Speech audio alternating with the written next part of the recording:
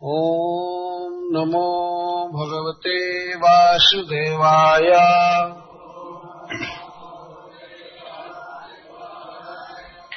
आसुरानाविशदासुरेण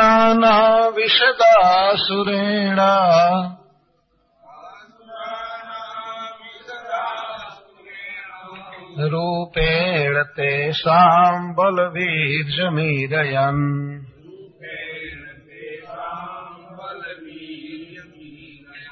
उद्दीपयन् देवगणाश्च विष्णुः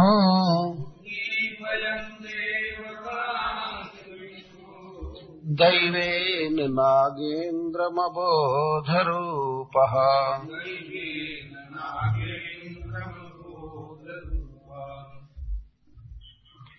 उपार्यगेन्द्रम् गिरिराडिवान्यः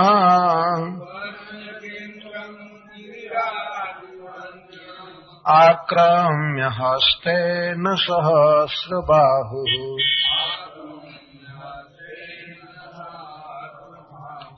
तस्थौ दिवि ब्रह्म भवेन्द्रमुख्यैः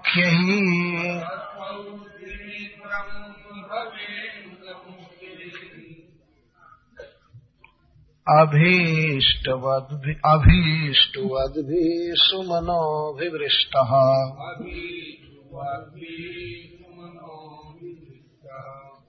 तथा इसके साथ ही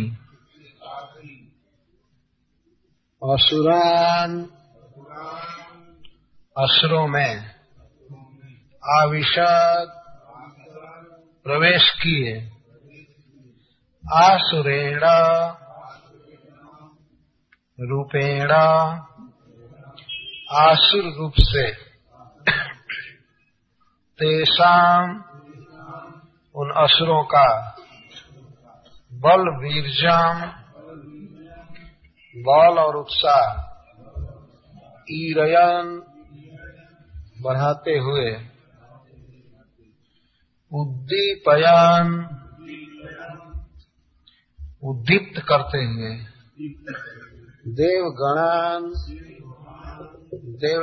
देवगणों में च और विष्णु सर्वत्र प्रविष्ट दैवेना दैव रूप से नागेंद्रम सर्पराज वासुकी में अबोध रूप निद्रा के रूप में ऊपरी मंदर पर्वत के ऊपर अगेंद्रम पर्वतराज मंदर को गिरिराट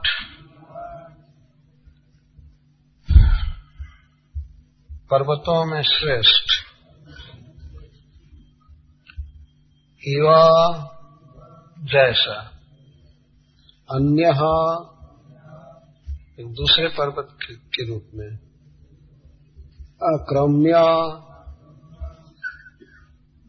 आक्रमित करके पकड़ करके हस्तेना हाथ से सहस्र बाहु सहस्रों बाहुओं को जो प्रकट किए थे। तस्थौ खड़े हो गए दिवी आकाश में ब्रह्म भवेंद्र मुख्य ही ब्रह्मा शिव और इंद्र जिनमें प्रधान है ऐसे देवताओं के द्वारा अभीष्टवद्भिः भगवान की स्तुति की जा रही थी। सुमनोभिवृष्टः और पुष्पों की वर्षा हो रही थी।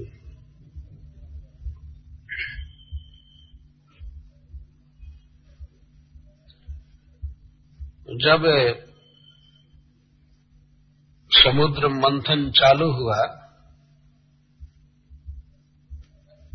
तब कुछ ही देर में ऐसा लगा कि पर्वत बिखर जाएगा। इतना जोर से खींचा जा रहा था तो लगता था कि पत्थर के पर्वत की चट्टानें बिखर करके गिर जाएगी। जोर का झटका लग रहा था और थोड़े ही देर में मचते मचते देवता और दैत्य पस्त होने लगे, उनकी शक्ति भी जाने लगी। बहुत विशाल पर्वत का चलाना इतना आसान काम नहीं, जिसको उठा कर लाने में ही लोग मर गए थे, तो उसको लगातार कई घंटा कई दिन चलाना बहुत कठिन। और वह भी दूध के भीतर चलाना था, दूध अवरोध पैदा कर रहा था।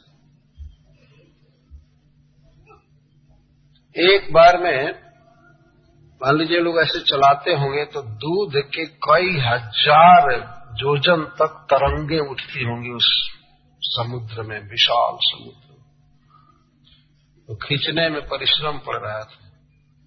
एक छोटा सा मटका होता है और उसमें दही मथने पर पसीना आ जाता है। माँ यशोदा की कथा हम लोग पढ़ते हैं दसम स्कंध में, जिस दिन श्री कृष्ण ने भांग किया था, फोड़ा था बर्तन, उस दिन माँ यशोदा को पसीने आ गए थे शरीर पर, परिश्रम बिंदु, जबकि वह दीपावली का दिन था, कोई गर्मी का दिन नहीं था, ठंडा था, और परिश्रम पड़ता था खींचने में। रज्जू पकड़कर आकर्षित कर रही थी। सुखदेव गोस्वामी कहते हैं, स्वीनम वक्त्रम विगल मालती। स्वीनम वक्त्रम, माँ यशोदा के मुख पर श्वेत बिंदु उभर आए थे, परिश्रम के जल। तो साधारण खींच रही थी, छोटा सा बर्तन था और उसमें कृष्ण के लिए माखन निकालना था और बेचने के लिए और लोगों के लिए नहीं, थोड़ा ही निकालना था। तो इतना परिश्रम पड़ गया। और विशाल समुद्र में एक विशाल पर्वत को चलाना है तो कितना परिश्रम पड़ रहा होगा।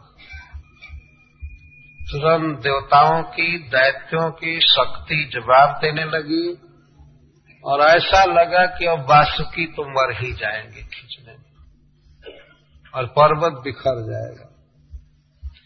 तब भगवान अपना विष्णु नाम अब यहाँ सार्थक कर रहे हैं, सब में प्रवेश किए। यदि भगवान वहां नहीं रहे होते तो मथानी ही नहीं आ सकता था और मंथन कहाँ से होता। तो सब में प्रवेश कर रहे हैं। यह भगवान की एक लीला है समुद्र मंथन में। यद्यपि देवताओं को, दैत्यों को या वासुकी जी को इस बात का पता नहीं था कि उनके भीतर भगवान प्रवेश कर रहे हैं, तो तथा असुरान आविशद आसुरेण रूपेण, असुरों में भगवान ने प्रवेश किया आसुर रूप से। या आसुर रूप का अर्थ है जैसा उनका स्वभाव था, जैसा पराक्रम था, जैसा बल था, उसी रूप में। और आसुर का एक अर्थ किया जाता है राजस भाव से, रजोगुण के रूप में प्रवेश किया उनके भीतर, उनके रजा भाव को प्रेरित किया।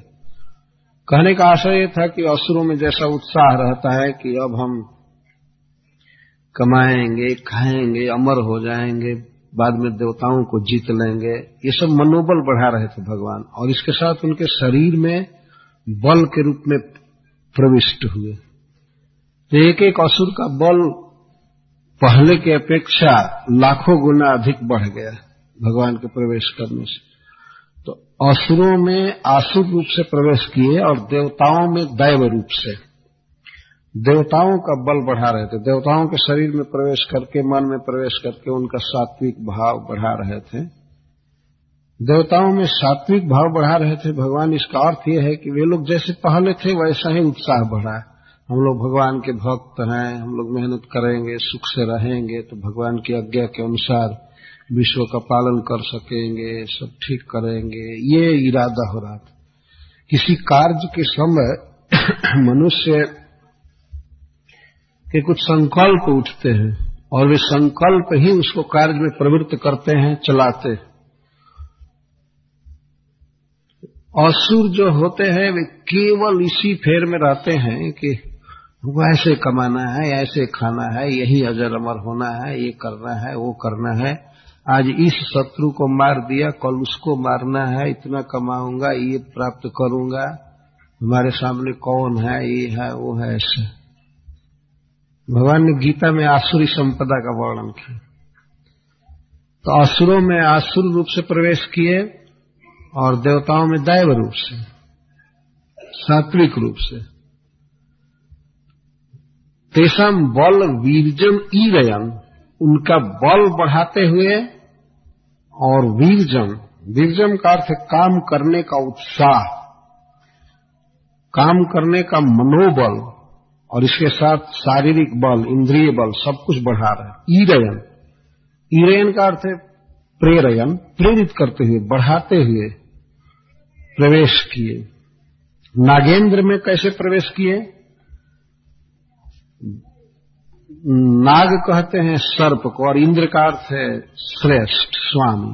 नागेंद्र, सर्पराज वासुकी, वासुकी में अबोध रूपा,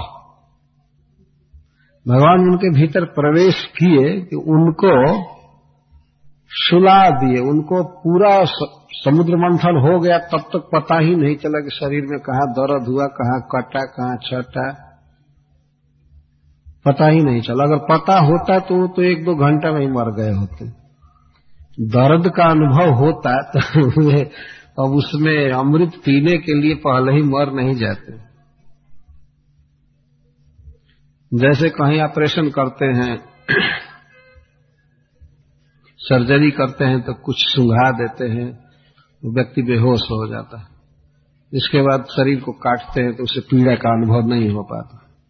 इस तरह भगवान ने अबोध के रूप में प्रवेश किया, और समझ लेना चाहिए कि उनके शरीर में और शक्ति दिया, नहीं तो टूट गया होता है। सर्प का शरीर कोई मजबूत नहीं होता है, अगर उसमें मोटी मोटी हड्डियां होती तो उसको रस्सी की तरह लपेटा नहीं जा सकता था, वो टूटने का डर था। तो उसमें दृढ़ता के रूप में भगवान ने प्रवेश किया, और अबोध के रूप में। कितना भी बल होता लेकिन वासुकी को उस दर्द का अनुभव होता तो काम नहीं कर सकते। अबोध, न बोध, अबोध रूपा। ऊपर यज्ञेन्द्रम गिरिराडिवान्य आक्रम्य हस्ते न सहस्रबा। और भगवान ने यह भी देखा कि यह मंदराचल पर्वत एक तो बिखर जाएगा, बार बार घुमाने से टूट जाएंगी, इसकी चट्टानें गिर जाएगा, अथवा कच्छप जी कहीं इधर उधर पीठ किए तो ये ढाई से गिर जाएगा पानी में छलक कर। सब बैलेंस बनाने के लिए ऊपर से अन्य गिरिराट इव, एक अन्य दूसरे सुमेरु पर्वत के समान इस पर्वत से भी बड़ा हो करके और हजारों बाहों को प्रकट करके भगवान एक बाह से उस पर्वत के शिखर को पकड़कर खड़े थे, बैठे नहीं थे। काम चल रहा था ना, तो पर्वत के घाटी में अपने पैर को टिका करके और पकड़े थे। हस्ते न एके ना, ये एक जातिवाचक शब्द है, कई हाथ से पकड़े थे पर्वत को, तब जाकर को टीका रहा। बैलेंस बनाए थे, नीचे कच्छप रूप से और ऊपर से एक विशाल पर्वत के रूप में। पर्वत का आकार नहीं था ऊपर, भगवान का आकार था, लेकिन विशाल स्वरूप आविष्कृत करके और उसको पकड़े थे खड़े होकर। उस समय बहुत से देवगण आकाश में अपना विमान ले ले करके भगवान के ऊपर पुष्पों की वर्षा कर रहे थे। सुमनो विवृष्ट, अभिवृष्ट का अर्थ है अभितः, पूर्णतः, सब ओर से सब समय वर्षा हो रही थी और खूब पुष्प वर्षा हो रही थी। स्वर्ग में पुष्पों की कमी नहीं है, इस पृथ्वी पर पुष्प खरीदना पड़ता है, स्वर्ग में तो केवल पुष्प ही पुष्प भरा पड़ा है।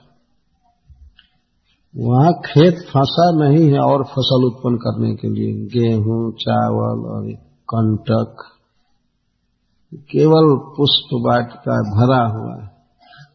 तो देवता पुष्प की वर्षा कर रहे थे। कौन कौन मुख्य थे? ब्रह्म भवेंद्र मुख्य, ब्रह्म, भव और इंद्र, ये मुख्य प्रधान थे। यह एक प्रश्न बनता है कि क्या मंथन छोड़ करके इंद्रदेव ऊपर चले गए थे? शिव जी और ब्रह्मा जी को तो माना जा सकता है कि वे मंथन में नहीं थे, लेकिन इंद्र क्या ये काम छोड़ करके जाकर के फूल बरसा रहे थे?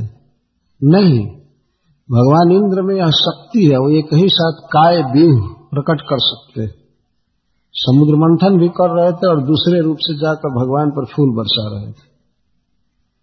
यही तो भक्त का स्वभाव। और भगवान ब्रह्मा जी, शिव जी सब फूल बरसाने में मुख्य थे।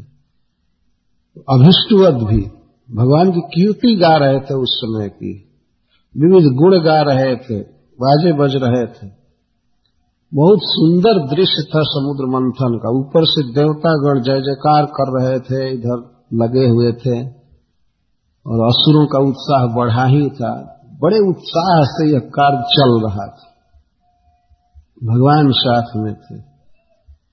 चारों ओर तो भगवान है, कच्छप के रूप में भगवान है, ऊपर विशाल स्वरूप प्रकट करके खड़े थे और असुरों में प्रवेश किए हैं, दैत्यों में प्रवेश किए हैं, उस मंदराचल में प्रवेश किए हैं, देवताओं में, सर्प में, सब में तो वही प्रवेश किए हैं। इसीलिए हम विष्णु शब्द सुखदेव गोस्वामी दे रहे हैं। सही नाम है विष्णु, जो एक ही समय सब जगह विशति प्रवेश कर सकता है, रहे, उसको विष्णु कहते हैं। सब में प्रवेश। जैसे चित्रों में बनाया जाता है कि असुर विकट रूप के होते हैं, यह बात नहीं है। वे लोग भी देवताओं के समान ही सुंदर होते हैं। कोई कोई कुरूप होता है और गोरे गोरे बहुत अच्छे शरीर वाले होते हैं, लेकिन वासुकी नाग के द्वारा वे सब दग्ध कर दिए, काले हो गए, जल रहे थे, बहुत परिश्रम पड़ रहा था, लेकिन अब फिर भी ये नहीं कहते थे कि अब बदल लो, हम पूछ की तरफ रहेंगे। अब कैसे कहते? यद्यपि शायद वे अगर ये कहते भगवान से कि हम अब पूछ की तरफ रहेंगे, हम नहीं रहेंगे, तो भगवान कहते ठीक है भाई, बदल दिया जाए, लेकिन अपनी झूठी इज्जत बचाने के लिए आवे, मर जाएंगे, झुकेंगे नहीं, कुछ भी हो चलो। इस झूठी प्रतिष्ठा में पड़े हुए बहुत दुख सह रहे। सबका वर्चस्व आहत हो गया, दग्ध हो, काले पड़ गए सब। तो कौन कौन थे? मुख्य का नाम यहां रखा जा रहा है, जो लोग बिल्कुल फ्रंट पर थे मुख के पास। पौलोम, काले, बलि, इलवल आदि। पौलों में एक का नाम नहीं है, जातिवाचक नाम है। पुलोमा के पुत्र गण, ये बड़े उत्साह में थे। और काली के पुत्र गण, काले उनको कहते हैं। पौलोम और काले, और दो व्यक्तिवाचक नाम दे रहे हैं, बलि और इलवल। बलि महाराज और इलवल, ये लोग बहुत अपने को बड़ा समझ रहे थे और इसीलिए बिल्कुल निकट में दिखा रहे थे कि हम बड़े हीरो हैं, हम बहुत वीर हैं, सांप के मुख के पास बिल्कुल हैं। क्या होगा? हीरो बनने में ही सारी हालत खराब हो गई इनकी, मेहनत कर रहे हैं।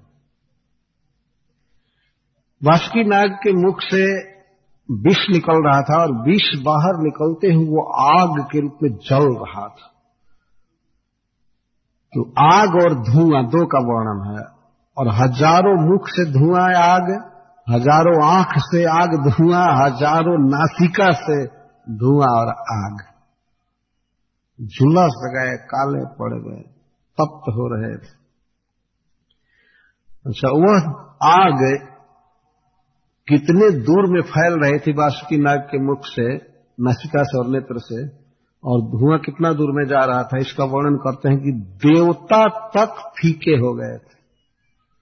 यद्यपि बहुत कम पहुंच थी वहां तक धुआं और आग की, लेकिन वे लोग भी फीके हो गए, तो दैत्यों की क्या हालत हो रही थी आप समझ सकते हैं सहज।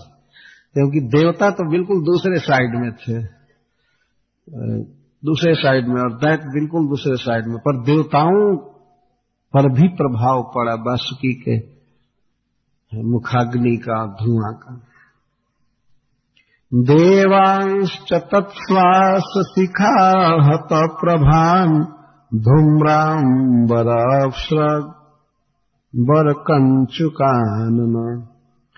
देवांश्च, सुखदेव गोस्वामी कहते हैं देवता भी, जैसे वे फीके हो गए थे, जल गए थे, तो देवता भी हुए। तत्श्वास शिखा हत प्रभान, वासुकी के श्वास की शिखा से, शिखा का अर्थ है अंतिम भाग,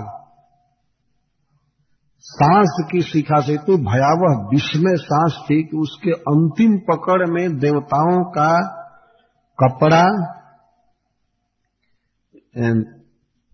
उनकी माला और कंचुक, कंचुक का जैकेट, देवताओं का जैकेट, कपड़ा, जो कुछ भी था और गहना सब धूमिल हो गया।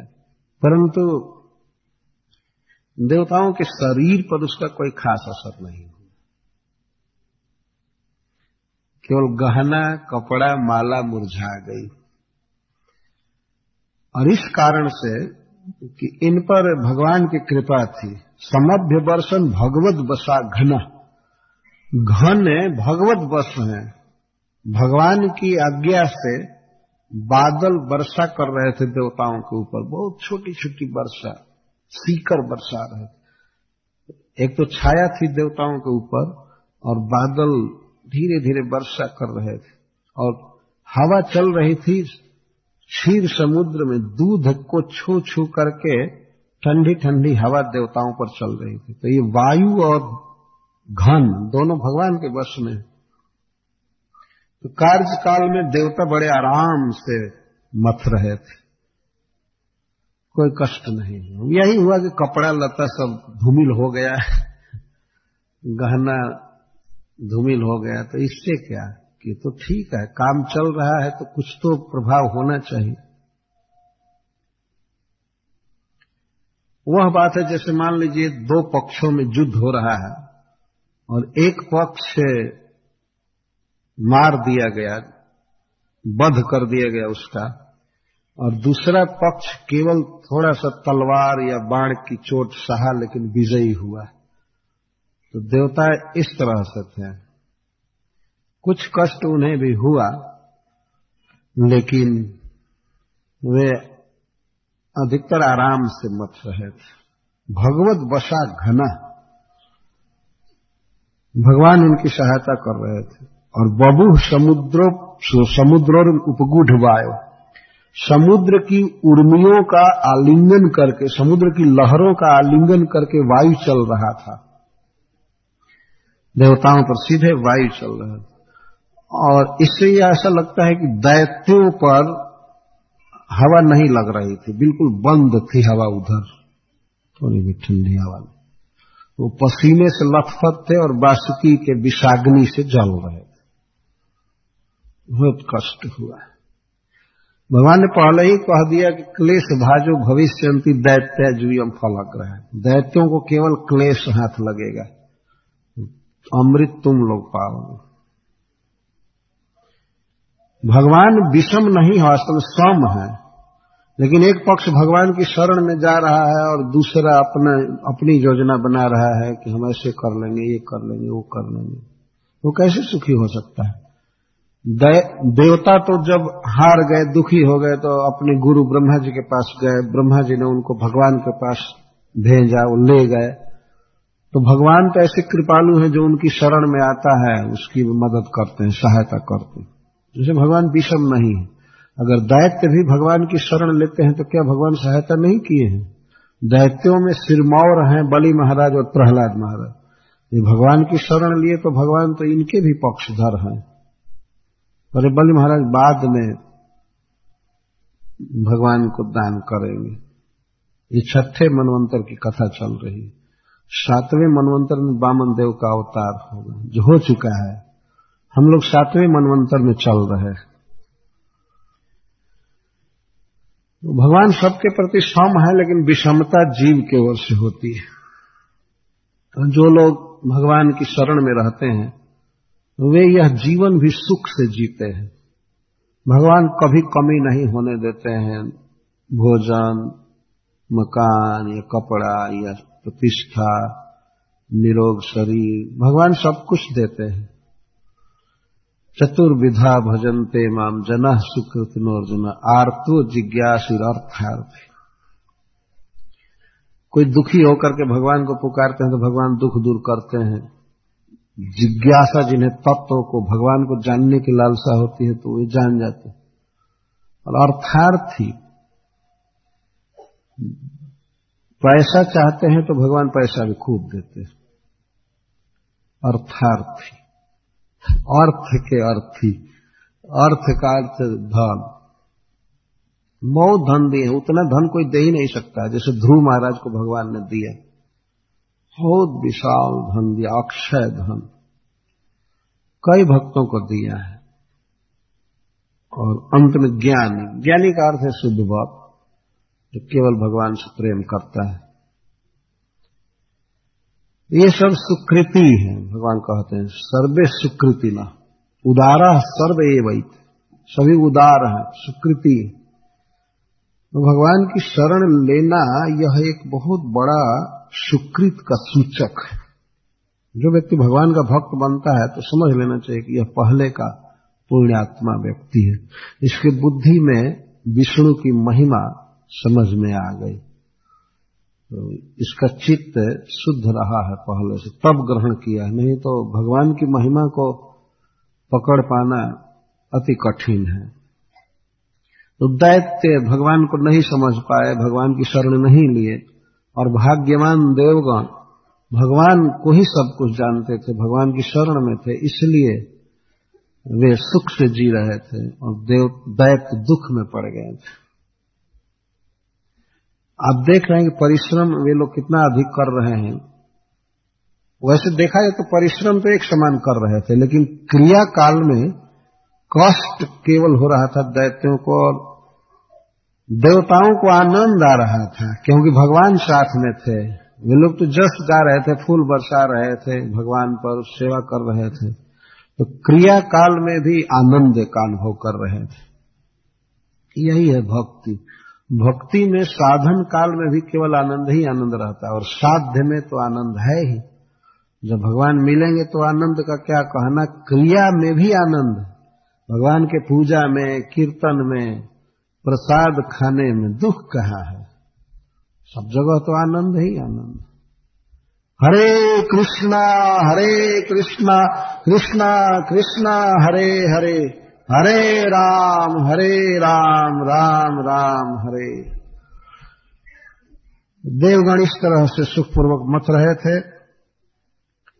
मध्यमान तथा सिंधोर देवा सुरबरुथपहि, यदा सुधा न जायेत निर्ममंथा जितः स्वयं।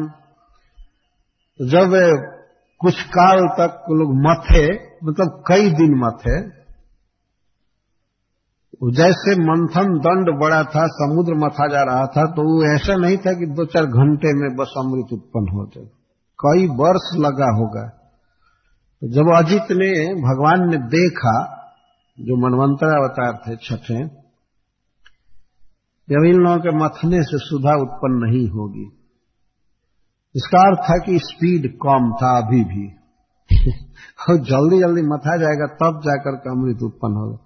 तो भगवान ने देखा कि अमृत नहीं उत्पन्न हुआ, तो निर्ममंथ स्वयं, देवताओं के साथ भगवान स्वयं लगे। एक भक्त हमसे पूछे कि जब पूछ पकड़ना था तो भगवान तो उस समय पकड़े थे, तो मथ तो रहे थे शुरू से ही नहीं, केवल पकड़वाने के लिए उस समय कि दैत्य लोग मुख पकड़े हुए, इसलिए भगवान ने जाकर के झट से मुख पकड़ा था, लिखा हुआ है उस तरह। और इसके बाद पूछ पकड़ लिए, तो पूछ पकड़ करके और छोड़ दिए, कहे ठीक है मत ही आप लोग। अपने भक्तों को पूछ के तरफ लगाना चाहते थे भगवान। आगे की विपत्ति को भगवान देख रहे थे कि मुख के पास जो रहेंगे उनकी क्या फजीयत होगी, किस दुख में रहेंगे। तो भगवान मथ नहीं रहे, अब मथना चालू किए। देखे कि ज्यादा सुधा न जाए, तो जब सुधा उत्पन्न नहीं हुई तब स्वयं अजित मथना चालू किए। भगवान लगे, देवताओं में बिल्कुल आगे, और भगवान मथ रहे हैं। तो उस छवि का वर्णन श्रील सुखदेव गोस्वामी एक दीर्घ छंद में कर रहे हैं। मेघ श्याम कनक परिधि कर्ण विद्योत विद्युन मूर्धनि भ्राजत विललित कचः श्रद्धरो रक्त नेत्रः जैत्रैर्दोर्भिर्जगद भयदै दंद सूकम् गृहीत्वा मथनन् मथना प्रतिगिरिरिव शोभताथो धृताद्रिहि। भगवान मथ रहे हैं तो भगवान के सौंदर्य का वर्णन इस प्रकार सुखदेव गोस्वामी करते हैं। मेघ श्याम, उस सोने के पर्वत के पास भगवान खड़े हैं वासुकी नाग को पकड़ करके। कैसे पकड़े हैं? जैत्रई दोर्भी, दोह का अर्थ होता है भुजाएं। भगवान की अनेक भुजाएं हैं, कम से कम 4 भुजा, चारों भुजाओं से वे पकड़े हैं सर्प को। दंदसूकम गृहीत्वा, दंदसूक को, सांप को पकड़े हैं। और भगवान की भुजाओं की विशेषता बता रहे हैं। जैत्रई, जैत्रई का अर्थ है कि जो भुजाएं सदा ही विजय प्राप्त करती। भगवान कभी भी कहीं भी नहीं पराजित हुए हैं, बल्कि जो कोई व्यक्ति भगवान का आश्रय लेता है तो भगवान की भुजाएं उसको अभय दान देती, रक्षा करती है। इसलिए भगवान के भुजाओं को जैत्र कहा जाता है। जैत्र का अर्थ जेता, सर्वदा विजयी, कभी परास्त नहीं हुआ। सभी युद्ध में सब समय भक्तों को अभय दान देने वाला। तो ऐसी अपनी भुजाओं से भगवान दंदसूक को, सर्प को पकड़े हुए थे, और सर्प द्वारा पर्वत को पकड़े हुए थे एक प्रकार से, मंदराचल को। तो मंदराचल के सामने भगवान खड़े थे, तो भगवान तो एक सांवले पर्वत जैसे लग रहे थे। उस समय अपने को विशाल रूप में प्रकट किए थे। पर्वत को पकड़ना है, सांप को पकड़ना है तो बड़ा स्वरूप बना करके पकड़ना होगा। इसलिए प्रति गिरि रिव अशोभत। सुखदेव गोस्वामी कहते हैं कि भगवान एक प्रतिद्वंदी पर्वत जैसा शोभित हो रहे थे। तो वह सोने का पीत पर्वत था मंदराचल। तो भगवान नीलमणि, नीलाचल होकर के खड़े थे। इसको प्रतिगिरि कहते हैं। एक पीला पर्वत है और एक बिल्कुल श्याम पर्वत। और जैसे चमचम चमक रहा था मंदराचल, तो उसी तरह से भगवान भी चमक रहे थे, लेकिन ये सांवले थे और बाहों से सांप पकड़े हुए। मेघ श्याम, मेघ के समान श्याम है। कनक परिधि ही, और परिधि का अर्थ वस्त्र, जिसको मनुष्य परिधान करे, धारण करे, उसको परिधि कहते। कनक परिधि, सोने के समान पीत वर्ण के वस्त्र थे भगवान के, वे इस तरह खड़े थे। और कर्ण विद्युत विद्युन, कानों में ऐसा लग रहा था कि स्थिर विद्युत चमक रहा है। स्थिर विद्युत, आकाश में विद्युत की चमक आप सभी देखे होंगे, लेकिन एक सेकेंड भी वह विद्युत नहीं ठहर पाता। तो भगवान के जो बड़े बड़े कुंडल थे उनके शरीर के साइज के अनुसार वैसे चमक रहे थे, लगता था कि स्थिर विद्युत,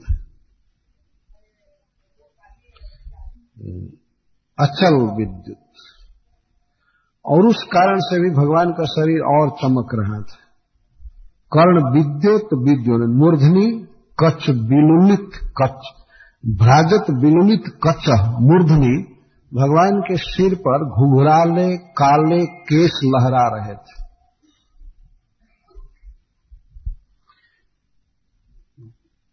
विलुलित, विलुलित, लुलित का अर्थ होता है टेढ़ा किया हुआ। तो भगवान किसी सैलून में अपने केश को टेढ़ा नहीं बनाए हैं, कुंचित नहीं किए हैं। भगवान के केश स्वाभाविक ही विलुलित है, कुंचित। कुंचित का अर्थ होता है घुंघराल, टेढ़े टेढ़े। भगवान के केश ऐसे सीधे सुअर जैसा नहीं है खड़ा, घुंघराले हैं और बहुत सूक्ष्म।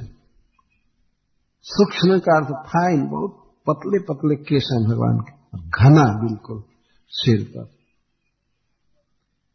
इस संसार में तो मनुष्यों को बाद में केश प्राप्त होता है, जब जन्म लेते हैं तो उसमें केश नहीं रहता है, सिर में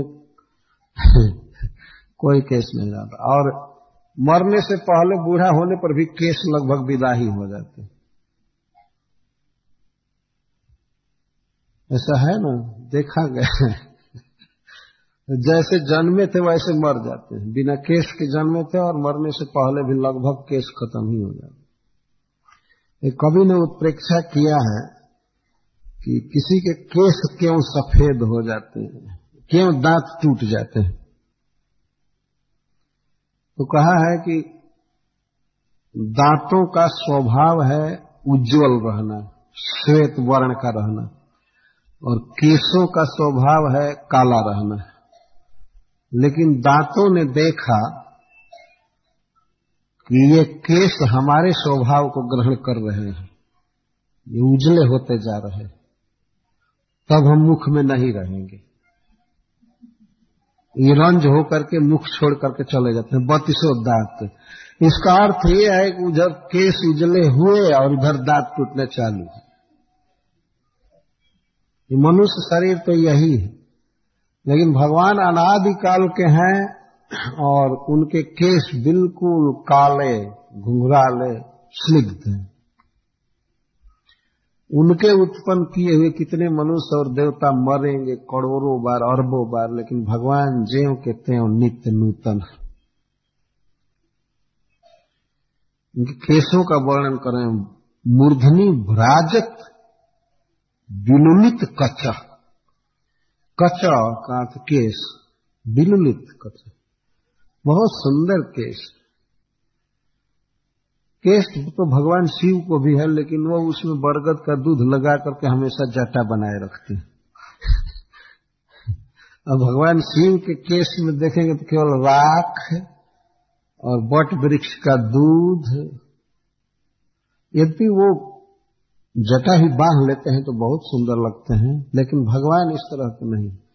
भगवान के केश बिल्कुल सजाए हुए, संवारे हुए, पिच्छल होते हैं। पिच्छल का अर्थ होता है कि हाथ से छूने पर छलक जाते हैं, स्निग्ध होते हैं, उसमें तेल नहीं लगाना पड़ता है।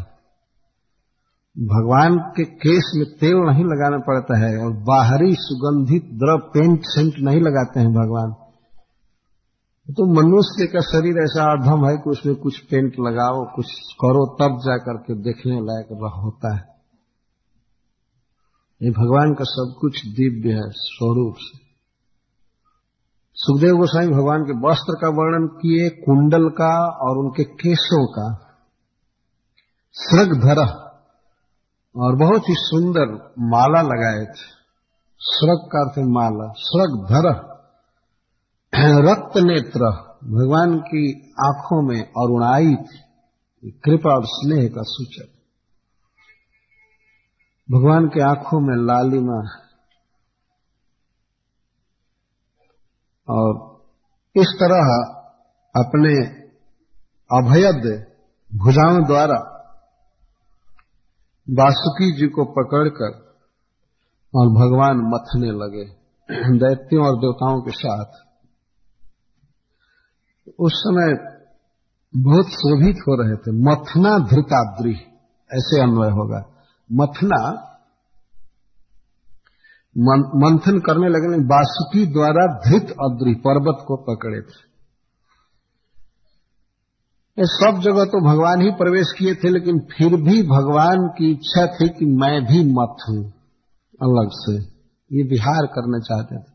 भगवान कभी इतना काम परिश्रम करते नहीं हैं, कोई आवश्यकता ही नहीं है। करोड़ों अरबों नौकर भगवान के दास हैं, वे लोग सब कार्य करते रहते हैं। भगवान इस तरह मथने लगे।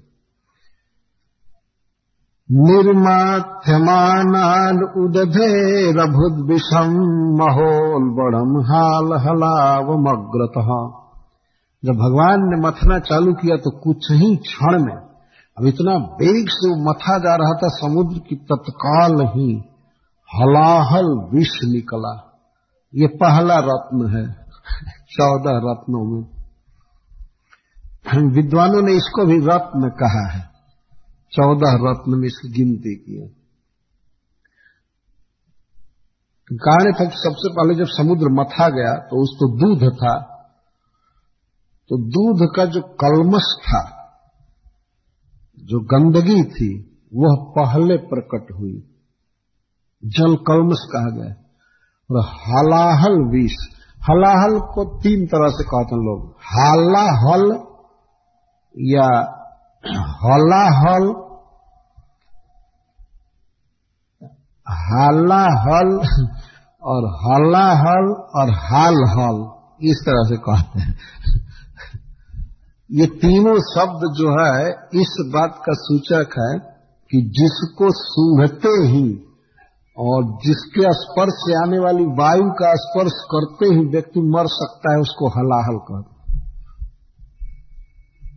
वल का अर्थ होता है वेग, चाल, जैसे विह्वल कोई हो जाता है, तो विह्वल का अर्थ है कि जिसका वल विगत हो गया, जिसमें चंचलता नहीं रहे, स्तंभित हो गया। ये हलाहल जहर की हवा जहां लगती है तो व्यक्ति वहीं पर स्तंभित होकर छटपटा करके गिर कर मर जाता है, इसलिए इसको हलाहल कहते। तो विष निकला सबसे पहले। कहां निकला? व्यापी विष, समस्त समुद्र में विष फैल करके निकला, सब जगह से बहुत दूर में विष निकला।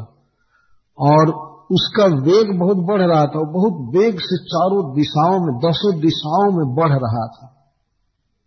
ऐसा हलाहल जहर निकला।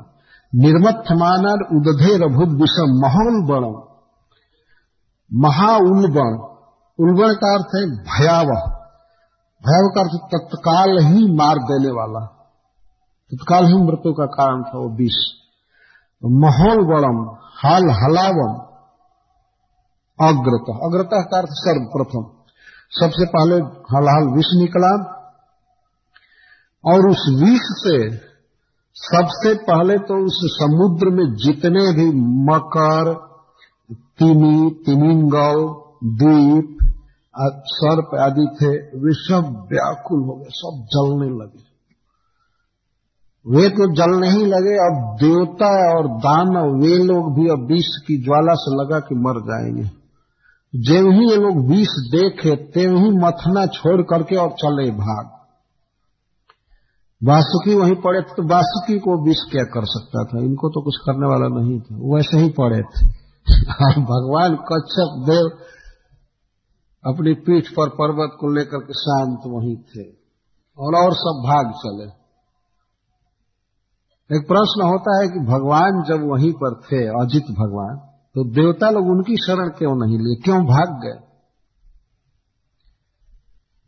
वास्तव में भगवान ने ही कुछ ऐसा नाटक किया। वे चाहते थे अपने सखा, अपने दास भगवान शिव को यश देना चाहते थे। ऐसा लिखा गया है कुरान में कि भगवान अपने भक्त रुद्र को यश देने के लिए कुछ ऐसा कहे कि अरे भागो भागो, ये तो बच नहीं सकते, शिव जी की शरण में भागो, सदा शिव की शरण में भागो। इस कारण से देवता भगवान की शरण न लेकर के कैलाश की ओर भागे, वेग से भागे, समझ गए कि अब कोई रक्षा नहीं करेगा, भगवान शिव रक्षा करेंगे। तो विष किस तरह फैल रहा था, श्रील सुखदेव गोस्वामी उसका वर्णन करते हैं। तदुग्र वेगम दिश दिश पर्यधो विसर्प दुस्सर्पदसह्यम प्रति भीता प्रजा दुद्रुरंग शेश्वरा अरक्षमाणा शरणम सदा शिवम। सदा शिवम शरणम भीता दुद्रुव। सदा शिव की शरण में सब देवता भागे। देवता से तात्पर्य यहां दैत्यों से भी है, दैत्य भी भागे, देवता भागे, यहां तक कि शेश्वरा ईश्वर के साथ भागे। ईश्वर का यहां अर्थ है भगवान अजित, अथवा अपने अपने गुट के लीडरों के साथ भागे, ये अर्थ। स ईश्वरा, जो प्रधान थे सब लोग भागे, भागो भागो भागो दौड़। कैसा विष था? तब उग्र वेगम, उग्र वेग।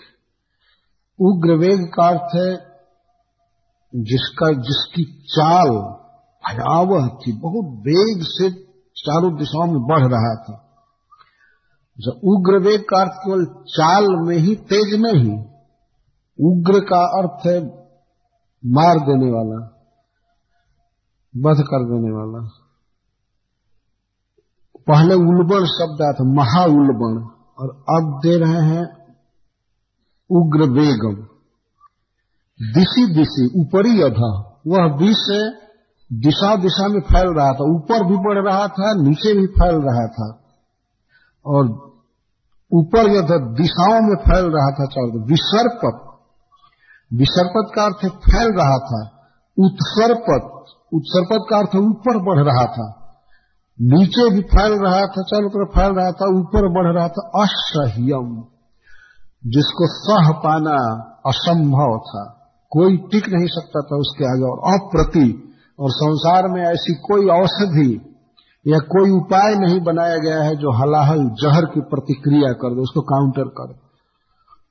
अप्रति, उसका प्रतिकार करने वाला कोई दूसरा औषधि नहीं। ऐसा वो विष फैलने लगा। भीता प्रजा, समुद्र मंथन में जो प्रजा लगी हुई थी, देवता और दानव, दुद्रुव, सब भाग चले। हे अंग, हे परीक्षित महाराज, अंग कर, हे प्रिय परीक्षित, सब पलायन कर गए, भागे। भगवान भी उनके साथ जा रहे। अरक्षमाणा शरणम सदा शिवम। देख लिए कि कहीं कोई रक्षा नहीं है, कोई नहीं बचाएगा, केवल भगवान शिव बचा सकते हैं। तो वे लोग शिव जी की शरण में भागते भागते, अब भागने में ये मत समझिए कि मनुष्यों जैसा वे लोग पैदल भाग रहे थे। बहुत वेग से विष चल रहा था, तो वे लोग भी वेग से भागे। जो उनकी योग शक्ति थी, दैत्यों की या देवताओं की, सब लोग भागे योग शक्ति से। वो लोग पृथ्वी पर तो पैर भी नहीं रखते हैं। देवता सदा आकाश में रहते हैं, बहुत जोर लगाते हैं तब कभी पृथ्वी पर पैर रखते नहीं रख सकते। उनके लिए स्वाभाविक स्थान है आकाश। और हम लोग तो आकाश में ऊपर उठेंगे तो धड़म से गिर जाएंगे। हम लोगों का स्वाभाविक स्थान है पृथ्वी है। यह अनुभूत विषय है। आप समुद्र में यात्रा कीजिए, बहुत देर तक जी उब जाता है कि कब पृथ्वी पर चलेंगे, कब पृथ्वी पर चलेंगे। और वायुयान में, आकाश में भी जी उब जाता है कि कब पृथ्वी पर चलेंगे, क्योंकि पृथ्वी ही हम लोगों के लिए स्वाभाविक स्थान है। यहाँ के धूल में बैठे रहते हैं, वो अच्छा लगता है। नभचर बन करके जी उब जाता है, अब जलचर तो बन ही नहीं पाएंगे। तो थलचर हम लोग हैं, स्थल पर रह सकते हैं। तो देवता नभचर, तो वे लोग अपने योग शक्ति से, अपनी फुर्ती से जैसे तैसे भगवान शिव के शरण में भागे। वहां जाकर उन्होंने देखा कि भगवान शिव पार्वती जी के साथ बैठे हैं और वहां पर बहुत से मुनियों को कृष्ण तत्व पर प्रवचन सुना रहे थे, ब्रह्म तत्व, भगवान के रूप गुण लीला आदि की कथा कह रहे थे। भगवान शिव का केवल यही कार्य है,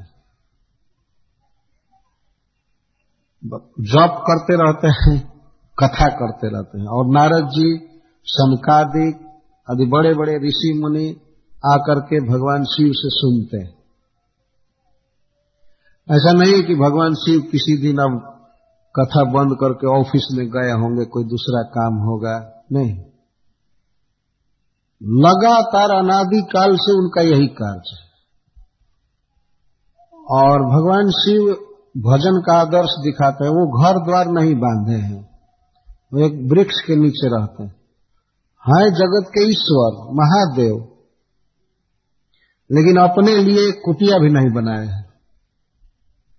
जबकि इनके चेला, इनके दास रावण आदि सोना का भवन बना लिए थे, सोने की लंका बना लिए थे, लेकिन भगवान शिव अपने लिए एक फूस की झोपड़ी भी नहीं बनाए, कुटिया भी नहीं बनाए। और किस कार्य में रहते हैं? सर्वदा राम राम रटते रहते हैं, भगवान का भजन करते हैं। त्यागियों में भगवान शिव सबसे श्रेष्ठ।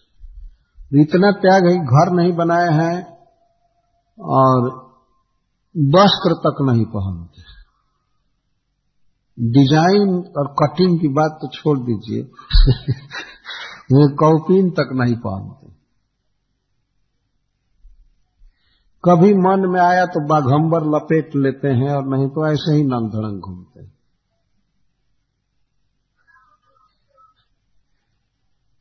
यह है त्याग। विश्व का ईश्वर होकर के और संसार को त्यागा है भगवान शिव ने, पर भगवान के कथा कीर्तन में सदा रत रहते हैं। बट वृक्ष है, उसी के नीचे रहते हैं। कई बार पार्वती जी कहती रहती हैं कि आप दूसरों को वरदान देते हैं, इतने ऊंचे ऊंचे भवन बना लेते हैं आपके भक्त लोग, और आप अपने लिए क्यों नहीं बना रहे लेकिन वे ध्यान देते ही नहीं है, कुछ नहीं करते। तो वहां गए देवगण, तो उन्होंने देखा कि भगवान शिव बैठे हुए हैं पार्वती जी के साथ और ब्रह्म तत्व पर विचार हो रहा है। ब्रह्म का अर्थ है भगवान कृष्ण। परब्रह्म परम धाम पवित्रम परमम भवान पुरुषम शाश्वतम दिव्यम आदि देवम अजम देव। यही है महान पुरुषों का कार्य। भगवान के रूप गुण लीला पर मुग्ध रहते हैं, और चाहे 2-4 व्यक्ति, चाहे 1000 व्यक्ति अथवा अकेले में भगवान की विशेषताओं पर ही मुग्ध रहते हैं, उसी का चिंतन करते हैं, वर्णन करते हैं। तो भगवान शिव इसके आदर्श। और ब्रह्मा जी के जी में तो बहुत भारी मैनेजमेंट है, फिर भी वे भी कथा में ही लगे रहते हैं। कभी कभी कुछ ध्यान दे देते हैं, नहीं तो सदा हरे कृष्णा कृष्णा कृष्णा हरे हरे, हरे राम राम राम गोविंदम आदि पुरुषम तमहम भजामि। गोविंद का भजन करते हैं। यह भी बात श्रीमद् भागवत में स्थान स्थान पर लिखी गई है कि जब ब्रह्मा जी के पास कोई बैठा तो देखा कि ब्रह्मा जी भजन सुन रहे हैं। एक बार महाराज रैवत गए थे ब्रह्मा जी से पूछने के लिए कि हमारी पुत्री के लिए आपने कौन सा वर निश्चित किया, क्योंकि विवाह सब ब्रह्मा जी का लिखा हुआ होता है, मनुष्य करने से नहीं होता। ऊपर से ब्रह्मा जी लिख देते हैं कि इससे कन्या के साथ इस वर का विवाह। तो महाराज रेवत डायरेक्ट चले गए पूछने के लिए ब्रह्मलोक। तो वहां पर देखे कि ब्रह्मा जी भगवान के विषय में संगीत सुन रहे हैं। गांधर्व वहां लिखा है, गांधर्व का अर्थ है गान बजान, सुन रहे। तो उसमें कुछ देर हो गई। बाद में ब्रह्मा जी उठे तो पूछे आप कहां से आए, कैसे आए, क्या इरादा है। मैंने बताया कि मैं द्वारका से आया हूं, अनर्थ देश से आया हूं, और अपनी पुत्री को लेकर भी गए थे। मैं इसके लिए पूछने आया हूं कि कौन सा वर आपने निश्चित किया है।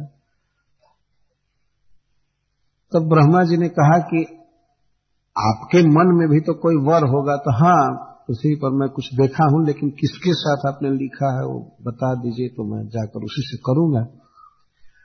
तो ब्रह्मा जी ने कहा कि आप जिनके विषय में सोच करके आए थे, तो यहां आने में और यहां रुकने में उधर पृथ्वी पर कई लाख वर्ष बीत गया। और हे राजन, जिन लोगों को आपने अपने चित्त में सोचा था सब काल के कवल में चले गए, कोई नहीं है। यहां तक कि उनके पुत्र पौत्र का भी नाम नहीं सुना जा रहा है। आप जल्दी जाइए पृथ्वी पर, और भगवान का अवतार होने वाला है और उनका नाम होगा श्री बलराम। तो उनके साथ आप अपनी कन्या का विवाह कर दीजिए। और यह संबंध मैं नहीं लिखा हूं, ये भगवान की इच्छा है। आप जाइए, जल्दी जाइए। तब ये फिर आए। तो वहां इस बात का पता चलता है कि ब्रह्मा जी भजन में बैठे हुए, भगवान शिव भजन में बैठे रहते। देवगण गए तो वे भजन में बैठे थे, कथा में बैठे थे। वहां जाकर के देवगण स्तुति करने लगे। देव देव महादेव भूतात्मन भूत भावन त्राहि नः शरणापन्नन त्रैलोक दहनाद विषा। हे देवताओं के भी देव, देवताओं के आराध्य, हे महादेव, हे समस्त जीवों के आत्मा और हे समस्त जीवों के पालक, हम आपकी शरण में आए हैं। आप हमारी रक्षा कीजिए, रक्षा कीजिए। तीनों लोकों को जलाने वाला यह विष फैल रहा है, इस विष से हमारी रक्षा कीजिए। मानो भगवान शिव ने कहा कि और की शरण क्यों नहीं ले रहे हैं आप लोग। तब कहते हैं त्वमेक सर्व जगत ईश्वरो बंध मोक्ष। आप ही इस जगत के ईश्वर हैं। आप ही किसी को कर्म बंधन में बांध देते हैं या मुक्त करते हैं। इसीलिए जितने भी कुशल लोग हैं, जितने भी विद्वान हैं, समझदार हैं, वे आपके चरण कमल की आराधना करते हैं। ध्यान रखना चाहिए, यहां श्रीधर स्वामी ने कहा है कि भगवान विष्णु के गुणों का ही वर्णन किया जा रहा है, क्योंकि सदा शिव है। सदा शिव का अर्थ है भगवान विष्णु। भगवान विष्णु ही कभी कभी शिव जी के रूप में प्रकट होते हैं किसी किसी समय में। तो इसलिए जो भी गुण वर्णन किया जा रहा है ये भगवान विष्णु का गुण है। और चूंकि विष्णु ही सदा शिव है, इसलिए कोई भेद नहीं। इस तरह वैष्णव लोग इस प्रसंग को लेते। बहुत लंबी स्तुति है, मैं उस स्तुति में नहीं जाऊंगा। अंत में वे लोग कहते हैं कि हम पर जब जब विपत्ति पड़ी है तब तब आपने हमारा उबार किया है, रक्षा किया है। जैसे काम को आपने जलाया, नष्ट किया अपने तीसरे नेत्र की ज्वाला से। दक्ष प्रजापति के यज्ञ को ध्वंस किया आपने और त्रिपुर को मारा, काल को मारा, काल को डांटा। काल का अर्थ जब मार्कंडे जी को काल सता रहा था तो उसको उन्होंने दंडित किया था।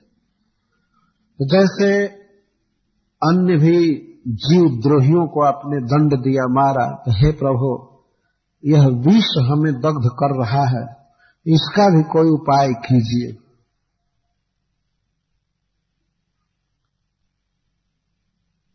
क्योंकि आपके लिए ये कोई आश्चर्य की बात नहीं है, कोई स्तुति की बात नहीं है कि आपने दक्ष यज्ञ को नष्ट किया, काम को दंड दिया या त्रिपुर का वध किया, यह किया। ये कोई स्तुति की बात नहीं है। जिनके तीसरे नेत्र की ज्वाला से ही प्रलय काल में सारा जगत जलकर भस्म हो जाता है, उनके लिए इस विष को नष्ट कर देना और ये कर देना, ये कौन सा बड़ा आश्चर्य। जो संसार ज्वाला को नष्ट कर सकता है उसके लिए विष ज्वाला को नष्ट करना कौन बड़ी बात है। ये आपकी स्तुति नहीं है। स्वनेत्र विस्फुलिंगे शिखया भसितम न वेद। जब प्रलय काल आता है तो भगवान शिव उस समय अपना तीसरा नेत्र खोलते हैं और बाकी समय में कभी नहीं खोलते हैं। तीसरा नेत्र खोलते हैं तो संपूर्ण ब्रह्मांड जलकर राख हो जाता है और भगवान शिव को पता भी नहीं चलता है कब राख हो गए, कब भस्म हो गए। भसितम न वेद, कब भसित हुआ, कब जल गया, ये पता भी नहीं चलता। तीनों लोक बताइए, ऐसा देवता जिसकी एक दृष्टि से देखने से सारा जगत जल जाए, तो कितनी बड़ी शक्ति है।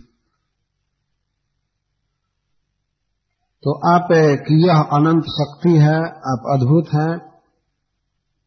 और जो लोग आपके व्यवहार पर हंसते हैं वे अति मूर्ख हैं। वास्तव में देवगण कह रहे हैं, भगवान शिव पर कुछ लोग हंसते हैं। क्या कहते हैं कि देखो ये तपस्वी हैं और तपस्वी होकर के भी पत्नी रखे हैं। कभी कभी कहते हैं, अरे जब विवाह किए हो, मैरिज किए हो, तो खूब अच्छा से घर द्वार बांध करके रहो। कोई कहेगा कोई विवाह करने के पहले ही लड़का सोचने लगता है कि हमारा घर होना चाहिए, रेगुलर इनकम होना चाहिए, तो पत्नी को लाएंगे तो ऐसे रखेंगे, ऐसे करेंगे, ये करेंगे। और ये ऐसे विवाह किए हैं कि घर पर कुछ नहीं, कुछ भी नहीं है स्वागत के लिए। बस वट वृक्ष के नीचे जाओ, हरि कथा करो, इसके बाद पानी भी नहीं जाओ।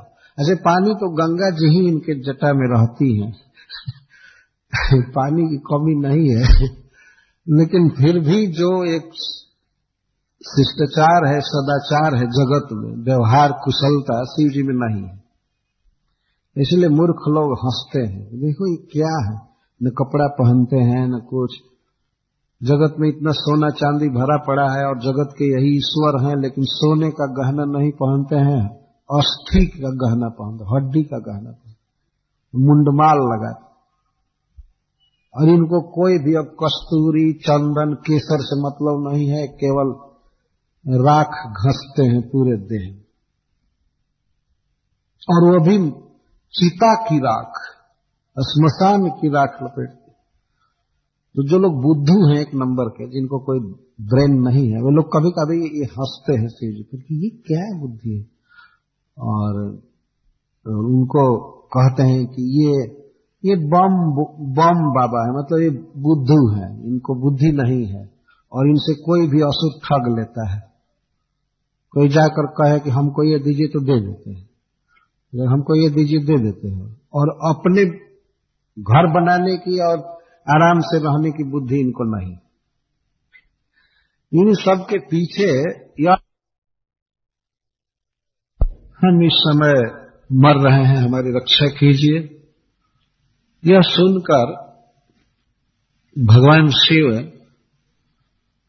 तुरंत द्रवित हो गए। यही तो ईश्वरताई है, समर्थ पुरुष की यही शोभा है। सारा संसार दुख से जल रहा था और भगवान शिव इसको सुनकर द्रवित हो गए, करुणा से हृदय भर गया। और अब वे प्रजा को विष से मुक्त करने का सोच लिए। तो विष से मुक्त करने के लिए भगवान शिव ने सोचा कि विष को कहाँ रखा जाए। एक तो विष इतना बड़ा था कि वो कोई कंटेनर में और बोतल में अटने वाला नहीं था, पूरा समुद्र ही विष हो गया था। कहाँ रखा जाए, और कहीं भी उसको एक जगह करके फेंका जाता है तो सब कई जीव मर जाएंगे। तो भगवान शिव ने सोचा कि इसे मैं पीऊंगा। और पीने पर भी भगवान शिव ने विचार किया कि हमारे भीतर भी तो अनंत कोटि जीव हैं, उनके भीतर ही तो ब्रह्मांड है सब कुछ, तो ये सब जीव मर जाएंगे। तो उन्होंने ये विचार कर लिया कि मैं इसको कंठ में धारण करूंगा, भीतर नहीं जाने दूंगा और बाहर वमन भी नहीं करूंगा। यह देखिए सामर्थ्य। हम लोग एक बूंद पानी नहीं रख सकते हैं कंठ में, तुरंत सरक जाएगा, खांसी आएगी, या तो भीतर करेंगे चाहे बाहर करेंगे। और भगवान शिव समुद्र व्यापी हलाहल विश्व को कंठ में पचाने की शक्ति रखते। यही है ईश्वर का कार्य। उन्होंने सोचा, लेकिन इतना बड़ा निर्णय लेने के पहले उन्होंने सोचा कि जब मैं विष पीने चलूंगा तो मेरी पत्नी मेरे प्रभाव को न जान करके कहीं रोकने न लगे बीच में कि नहीं नहीं नहीं नहीं नहीं, हमें विश्वास नहीं है, हमारा सुहाग अचल रहे, आप ऐसा काम मत कीजिए, आप मत पीजिए। हो सकता है बेचारी डर जाए कि नहीं नहीं, जिस विष से सारा संसार जल रहा है, देवता त्राही त्राही कर रहे हैं और उस विष को किसी का पति लेकर के पीने जा रहा हो तो बेचारी स्त्री तो घबरा जाएगी, अरे बाप रे ऐसा मत कीजिए, ऐसा मत कीजिए। लेकिन पार्वती जी आखिर भगवान शिव की पत्नी थी, तो भगवान शिव के प्रभाव को पूरा पूरा जानती थी। फिर भी भगवान शिव उनकी अनुमति लेने के लिए उनसे बात करने लगे। एक टीकाकार कहते हैं कि गृहस्थ का यह कर्तव्य है कि कोई विशेष निर्णय ले तो अपनी पत्नी से जरूर पूछे।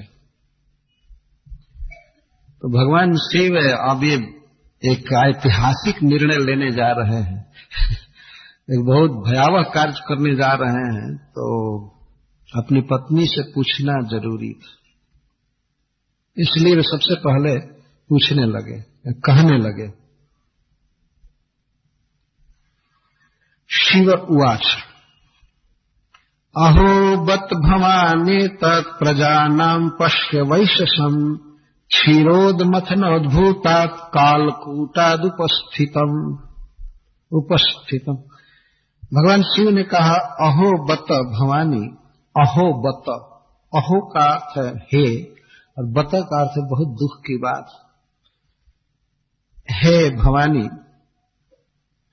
भवानी शब्द से का अर्थ है हे भाव की पत्नी, मतलब हे मेरी पत्नी, ये अर्थ। तो माता पार्वती की योग्यता, उनका ज्ञान प्रकट कर रहे हैं, तुम्हारी बहुत विशाल बुद्धि है क्योंकि तुम मेरी पत्नी हो। हे भवानी अर्थात हे भाव की पत्नी, हे मेरी पत्नी, देखो कितने दुख की बात है। प्रजानम वैशसम पश्य, प्रजा का दुख देखो। बेचारे सभी सुख से जीना चाहते हैं, खाना चाहते हैं, रहना चाहते हैं, लेकिन अकस्मात सब पर प्राण संकट आ गया।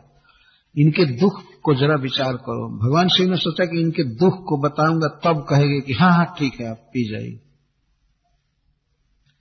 उसको साहस होगा। तो प्रजा के दुख को दिखा रहे हैं, देखो इनकी क्या हालत हो गई।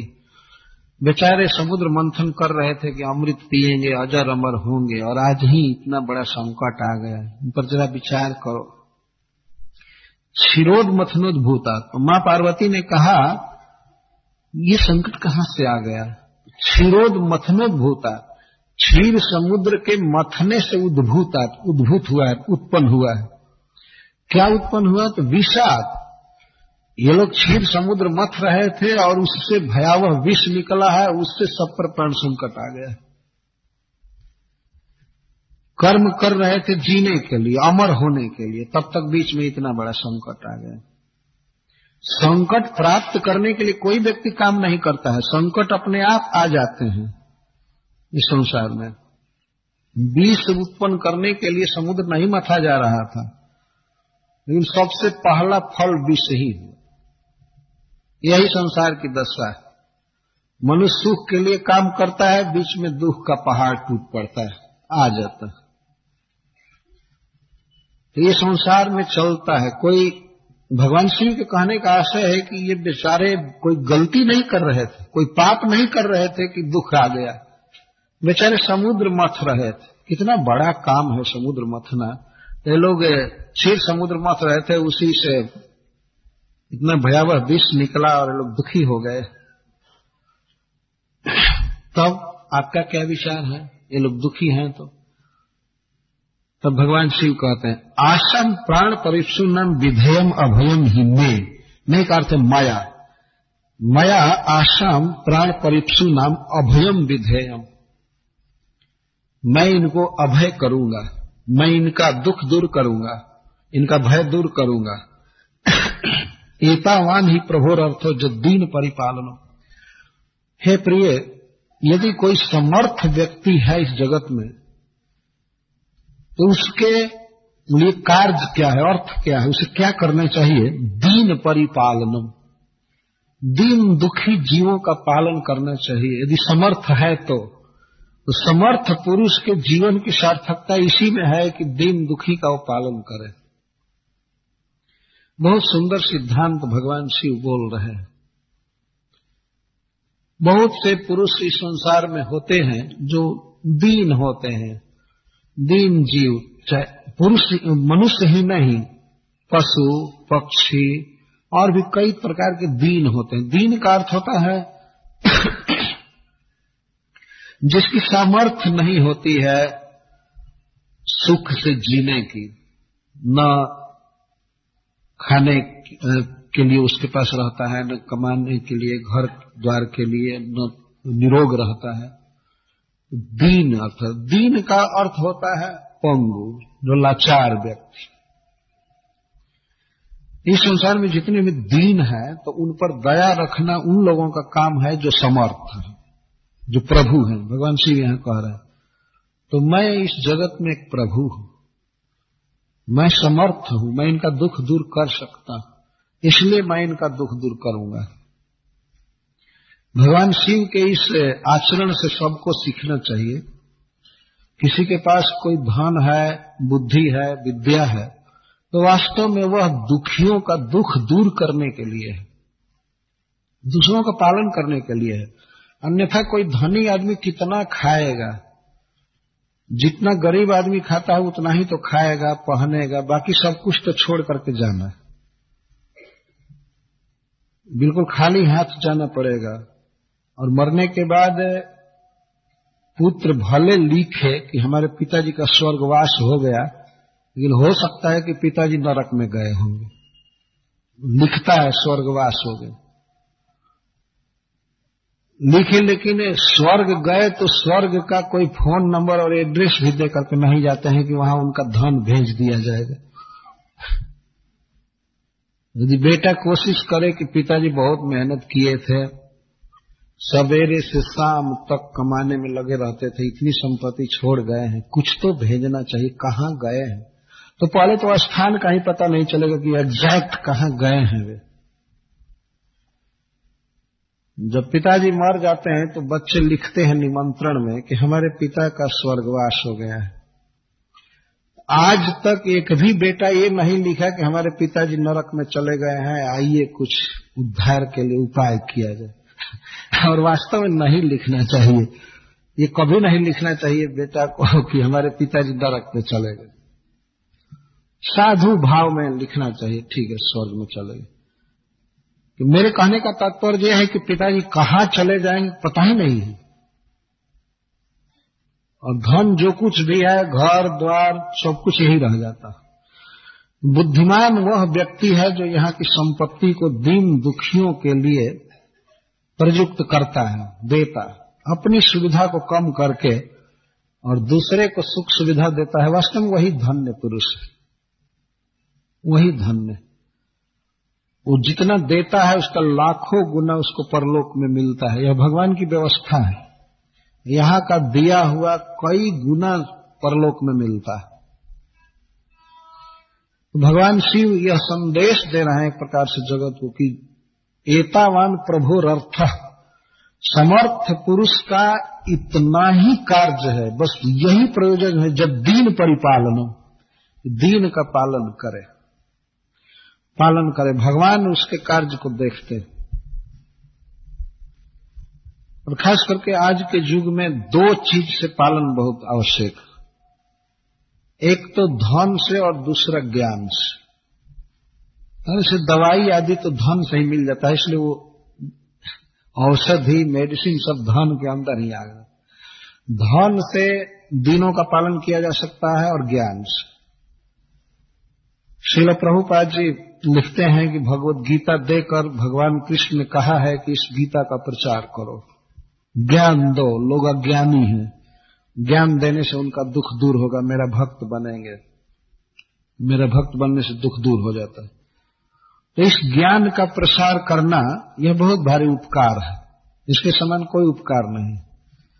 और उपकार है भूखे को भोजन देना, प्यासे को पानी देना, वस्त्रहीन को वस्त्र देना, जिसके पास मकान नहीं है उसको आश्रय देना, मकान देना, रोगी को दवा देना, ये सब उपकार के कार्य हैं। और प्रत्येक समर्थ व्यक्ति को चाहिए कि वो करे, भगवान के प्रचार में धन को खर्च करे और दीन दुखी जनता की सेवा में खर्च करे। संस्कृत के एक कवि ने कहा है कि अब हम किससे मांगे, अब जनता किससे मांगेगी। भगवान विष्णु भी लगता है कि दान देते देते थक गए। दानियों में सबसे बड़े दानी हैं भगवान। तो कभी कहता है कि भगवान भी लगता है कि थक गए, कि गरीब हो गए लक्ष्मीपति होकर के, वो भी जाकर समुद्र में कहीं छिप गए। भगवान समुद्र में रहते हैं, अपने ससुराल चले गए। तो ससुराल जो जाएगा वो कहां से दान करेगा। जब ससुर का भी धन लेगा तो उसके अंदर लोभ बना हुआ है। तो कभी कहता है कि भगवान विष्णु ससुराल चले गए और सांप पर सो करके दिखा रहे हैं कि हमारे पास पलंग भी नहीं है, इसलिए हमसे कोई मत मांगो, हमें अब हमारा ओढ़ना बिछौना भी नहीं है, अब हम कुछ नहीं है, अपने ससुराल में गुजारा कर रहे हैं। तो सबसे बड़े दानी थे, वे चले गए क्षीर समुद्र में, छिपा लिए। उसके बाद दानी भगवान शिव हैं, तो ये तो बिल्कुल कपड़ा ही खोल दी कि हमारे पास अब जब कपड़ा भी नहीं है तो हमसे कोई क्या मांगेगा। और ये भी अपने पर्वत में कहीं छिप करके इधर उधर पेड़ के नीचे रहने लगे, तो कोई क्या मांगेगा। तो शिव जी भी अब देने के मूड में नहीं हैं और भगवान भी ऐसे हैं। और सुनते हैं कि ब्रह्मा जी भी एक बहुत बड़े दानी हैं, समय समय पर देते हैं। तो ब्रह्मा जी खुद ही कमंडल उठा लिए हैं, अब क्या किया जाए। ब्रह्मा जी कमंडल लेते हैं हाथ में, तो कमंडल वाले क्या दान करेंगे। तो ब्रह्मा जी स्वयं ही अब कमंडल दिखा रहे हैं, तो उनसे तो मांगने की हिम्मत ही नहीं हो रही। और एक दाता है सर्प पे, बड़े बड़े नाग, तो वे लोग जाकर पाताल में छिप गए। और दूसरे एक दानी बहुत बड़े सुने गए बलि महाराज, तो वो भी सूतल लोग भाग कर चले गए। अब किससे मांगा जाए। भगवान ने देखा कि दानियों से यह पृथ्वी खाली हो गई है, तो उन्होंने व्यापारी वर्ग बनाया कि ये लोग दान करेंगे। भगवान विष्णु का और शिव जी का काम अब ये लोग करेंगे। भगवान ने यही सोच करके कलयुग में व्यापारी वर्ग को बनाया। और वास्तव में देखा जाए तो जो भी दीन परिपालन होता है या धर्म का काम होता है, व्यापारी वर्ग करता है, ये संदेह नहीं है। कवि ने कहा है संस्कृत की कविता में, लेकिन ये तो विनोद की बात है, परंतु यह बात सत्य है कि व्यापारियों ने संसार में धर्म की रक्षा किया, धन दे करके, सुविधा दे करके। जैसे आप यहीं पर विचार कीजिए, इतना सुंदर पंडाल बना हुआ है, इतना विशाल, किसका बनाया हुआ है। यही धन का सच्चा यूज किया गया। तो भगवान के कथा के लिए, भगवान का संदेश प्रसारित करने के लिए धन का यह उपयोग है। इसमें धन लगा है, तो धन तो धन ही का ही होगा। भक्तगण इसमें आयोजक का काम किए, संयोजक का काम किए, परंतु वास्तव में जो धन खर्च हुआ होगा वो धनी लोगों का खर्च हुआ होगा। यही कार्य है, ये करना ही चाहिए। ये दीन परिपालन, ज्ञान दान देने के लिए इस प्रकार की व्यवस्था की जाती है, भक्ति देने के लिए। इसको कहते हैं प्रभु समर्थ। जब तक धन है तब तक लुटाना चाहिए। हिंदी के कवि ने कहा है कि पानी बाढ़े नाव में, घर में बाढ़े दाम, दोनों हाथ उलीचिए यही सयानो काम। यदि नौका में पानी बढ़ जाए तो उस समय बुद्धिमानी क्या है कि दोनों हाथ से नौका के पानी को उछलते हैं, नदी में फेंकते हैं, तब नौका बचेगी। और नहीं पानी भरता जाएगा तो नौका भी डूबेगी और सवार भी डूबकर मरेंगे। इसलिए नौका में अगर पानी बढ़े तो दोनों हाथ से उलीचना चाहिए। और घर में पैसा बढ़े, धन बढ़े, तो उसको भी दोनों हाथ से उलीचना चाहिए, नहीं तो धन ही डुबा देगा।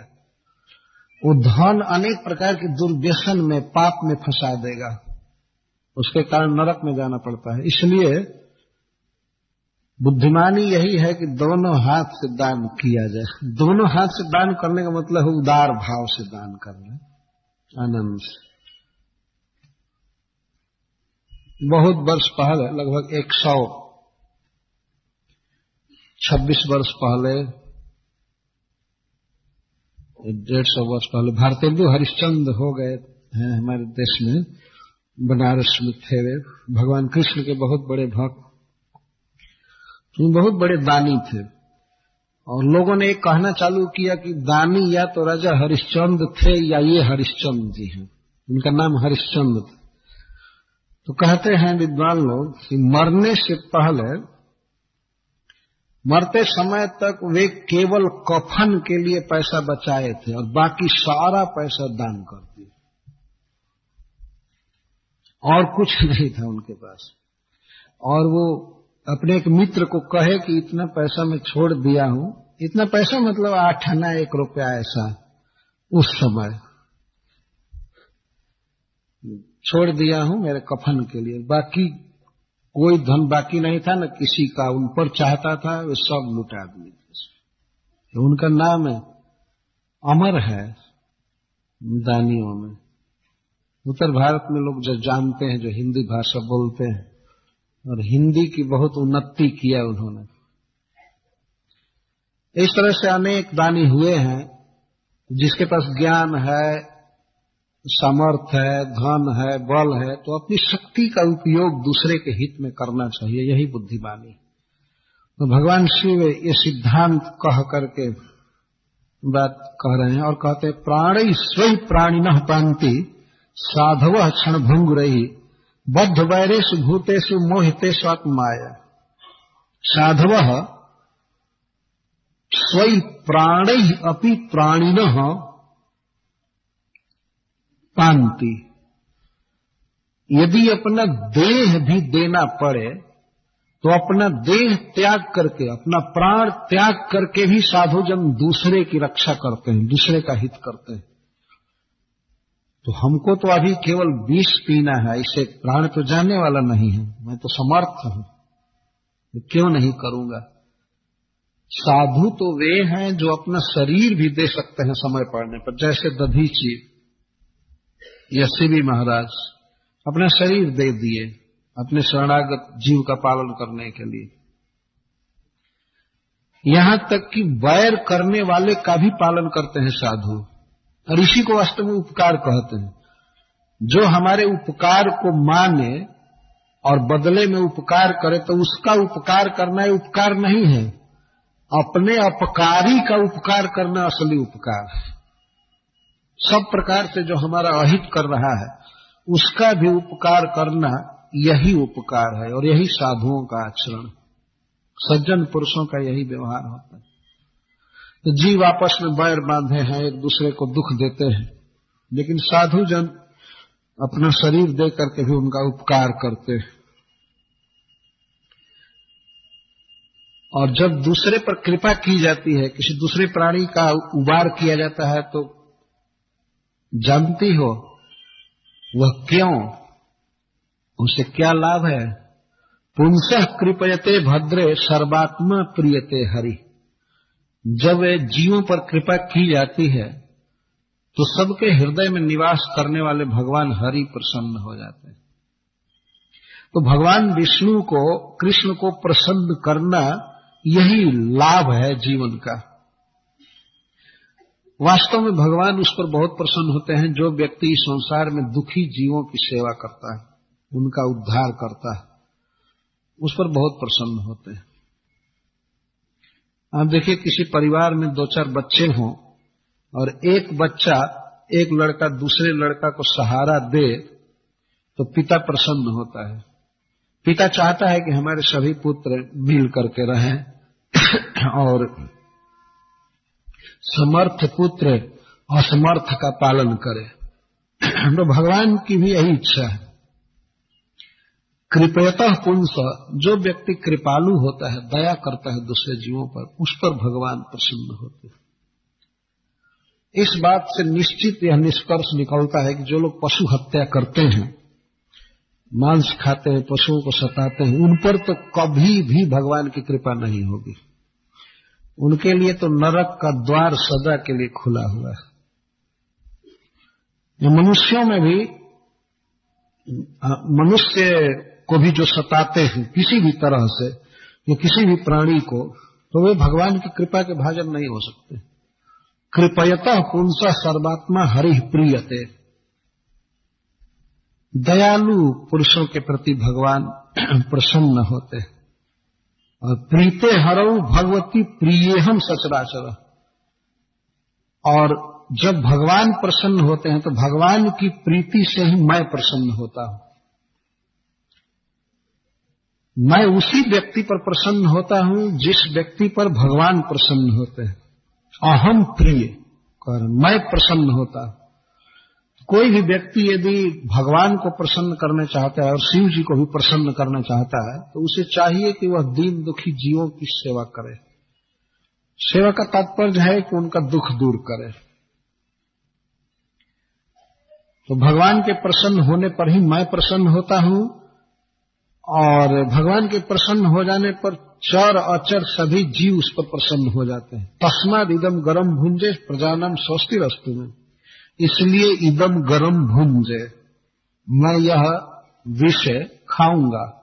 भुंजे, मैं इसको भोगूंगा, मैं खाऊंगा, हमारी प्रजा का कल्याण हो। भगवान शिव कहते हैं मैं प्रजा नाम स्वस्तिरस्तु, सब मेरे उत्पन्न किए हुए हैं, सबका मैं प्रभु हूं। मैं इनको इस तरह से दुखी नहीं देख सकता। मैं अब विष खाने जा रहा हूं इनको बचाने के लिए।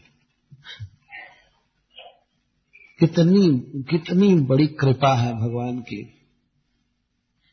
कहते हैं मैं प्रजा नाम, मेरी संतान है, सब जल रहे हैं, दुखी हैं, तो मैं विष पीने जा रहा हूं।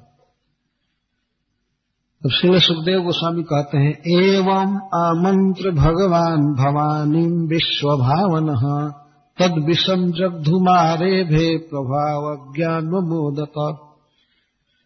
इस प्रकार अपनी पत्नी से आमंत्रणा करके विश्वभावन भगवान शिव उस विष को पीने का उद्योग करने लगे, पीने के लिए तैयार हो गए। तो प्रश्न होता है कि पार्वती जी ने क्या कहा? तो सुखदेव गोस्वामी कहते हैं प्रभावज्ञा, अपने पति के प्रभाव को ज्ञाता है, अपने पति के प्रभाव को जानती थी। जब संसार ताप का शमन करते हैं जीवों का, तो ये विष इनका क्या करेगा, कुछ भी नहीं बिगाड़ सकता। वो महान है, अपने पति के प्रभाव को जानती है, तो इसलिए अन्वमोदत, उन्होंने कहा ठीक है आप पीजिए, आप खाइए विष। ऐसा नहीं कि दूसरे स्त्री की तरह नहीं नहीं नहीं नहीं पता नहीं क्या हो जाएगा, आप ऐसा दुस्साहस मत कीजिए, ये मत कीजिए, वो मत कीजिए। भगवान के प्रभाव को जानती हैं माता पार्वती जी, इसलिए उन्होंने कहा ठीक है पीजिए। तो जब माता पार्वती ने अनुमोदन किया तो वहीं पर ब्रह्मा जी भी थे, इंद्र थे, और भगवान अजित भी पहुंचे थे वहां। विष पीने के बाद सबने प्रशंसा किया है, आगे बात आएगी। किस प्रकार विष पिया भगवान शिव ने? ततः करतलीकृत्य व्यापी हालाहलं विषम अभक्षयन् महादेव कृपया भूत भावन। बारंबार विश्व भावना भूत भावना शब्द आ रहा है। भूत का अर्थ जीव, भगवान शिव समस्त जीवों के पालक हैं, कृपा करते हैं, जन्म देते हैं, पालते हैं, इसलिए भूत भावना या विश्व भावना, विश्व रक्ष। व्यापी हालाहलम विषम, समुद्र व्यापी कहिए अथवा विश्व व्यापी, विश्व भर में फैले हुए विष को उन्होंने सबसे पहले करतलीकृत्य अपने एक हाथ पर अटवा लिया। यह शक्ति देखिए, इसलिए यहां कहा गया महादेव, भगवान विश्व भावना, भूत भावना, समर्थ है, महादेव है, महेश्वर है। समुद्र के जल को जैसे कोई अपने हथेली में ले ले, वैसे भगवान शिव हाथ में ले लिए विष को। तो इतना दूर में फैला हुआ विष हाथ में कैसे अट गया? इसलिए कि भगवान है। एक तो ऋषि ने, अगस्त जी ने समुद्र को पी लिया था, ये कथा है शास्त्रों में। अगस्त मुनि एक बार संपूर्ण सागर के जल को पी गए थे। तो भगवान शिव के लिए सागर के समान विशाल स्टॉक विष को हथेली पर रख लेना कौन आश्चर्य की बात है। ऐसे उन्होंने किया और उनके हाथ पर सारा विष आकर के अट गए। और सबके सामने भगवान वहां थे, ब्रह्मा जी थे, इंद्र थे और माता पार्वती और सब देवता देख रहे थे, और उसको उन्होंने पिया, ऐसे पी लिया और कुछ नहीं हुआ। भगवान का क्या हो सकता है, लेकिन वह इतना प्रचंड वीर्य वाला था, विष इतना प्रचंड प्रभाव वाला कि तस्यापि दर्शयामास वीर्यम जल कल्मष, अपने प्रभाव को दिखा दिया भगवान शिव पर भी। क्या दिखा दिया कि भगवान शिव उस विष को पिए तो भीतर नहीं ले गए और वमन नहीं किए, कंठ में पचा लिए। भगवान शिव का शरीर शंख के समान उज्ज्वल गोरे हैं, तो उनके गोरे शरीर में जो कंठ था उसको उसने काला कर दिया। यहां पचाए तो कंठ नीला हो गया, इसीलिए भगवान शिव का एक नाम है नीलकंठ। परंतु सुखदेव गोस्वामी कहता तच्च साधुर विभूषण, वह सज्जन शिरोमणि भगवान शिव के लिए एक गहना हो गया, आभूषण हो गया। भगवान शिव देखने में बहुत अच्छा लगते हैं, उनका कंठ है नीला हो गया है भगवान कृष्ण के शरीर जैसा, तो देखने में बहुत अच्छा लगता है नीलकंठ, और सब जगह प्रशंसा होती है। भगवान शिव जहां जाते हैं तो जो लोग प्रथम बार देखते हैं शिव जी को तो वे विचार करते हैं इनका कंठ नीला हो गया है, एक बार संपूर्ण प्राणियों के जीवन की रक्षा के लिए इन्होंने विष पिया था। तो भगवान शिव जहां जाते हैं उनकी कीर्ति फैलती है, तो उनके लिए कंठ का नीला होना विभूषणम, तच्च साधुर विभूषणम, विशेष भूषणम, बहुत अच्छा लगता है। क्या कोई गहना पहनने से अच्छा लगेगा? कितने लोग सोना चांदी के गहना पहनते हैं, हीरा पहनते हैं, लेकिन वो क्या किए हैं, किसका उपकार किए? कहा गया कि दान, हाथ का गहना दान है, कान का गहना भगवान की कथा है, और वाणी का भूषण है कृष्ण का नाम, आंखों का भूषण है भगवान का श्री विग्रह। ये भूषण लगाना चाहिए। भगवान शिव का भूषण हो गया वो काला होना, उनका कंठ नीला होना। जहां जाते हैं तो उनकी कीर्ति फैलती है, जुग जुग तक यह कीर्ति रहेगी विश्व में। तो कई लोगों के शरीर पर कई प्रकार के चिन्ह होते हैं। जैसे मान लीजिए कोई व्यक्ति चोरी में पकड़ा गया हो और उसका हाथ काट लिया गया, तो जहां जाएगा वहां उसकी अपकीर्ति फैलेगी। एक तो अंग भंग हुआ, और जहां भी जाएगा तहां यही अपकीर्ति गाई जाएगी कि ये चोर था, चोरी में हाथ कट गया। इन भगवान शिव जहां जाते हैं तो यही चर्चा होती है, कितने दयालु हैं, कितने महान हैं कि इन्होंने विश्व की रक्षा के लिए विष को पिया था, और वही विष अपना प्रभाव इनके कंठ पर दिखाया। वो तो भगवान शिव के लिए आभूषण हो गया, एक प्रकार से वो कंठ जल गया भगवान का। यद्यपि उन पर प्रभाव नहीं हो सकता है, लेकिन वे स्वेच्छा से ही उसको स्वीकार किए, विष को भीतर नहीं जाने दिए और बाहर वमन नहीं किए। इस पर एक भक्त ने उत्प्रेक्षण किया है